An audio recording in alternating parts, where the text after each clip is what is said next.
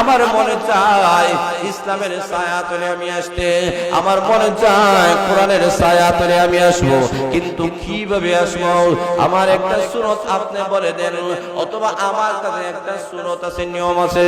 সেই নিয়মটা হলো আমিরুল মুমিনিন ওমর, আপনি শুনে নেন, আপনার মেয়েকে আমি বিবাহ করব, এতটুকু পর্যন্ত আমি তুলে ধরলাম, আপনি রাজি আছেন কিনা?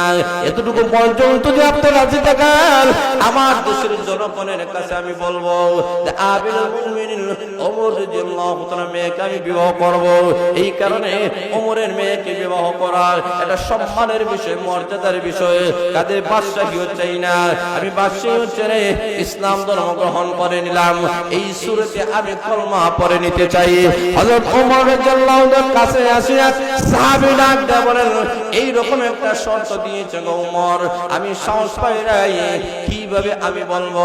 হযরত ওমর রাদিয়াল্লাহু তাআলা বলেন, কেন তুমি সাহস পাও নাই? তার কাছে জানায় দাও আমার মেয়ে বিবাহ দেওয়ার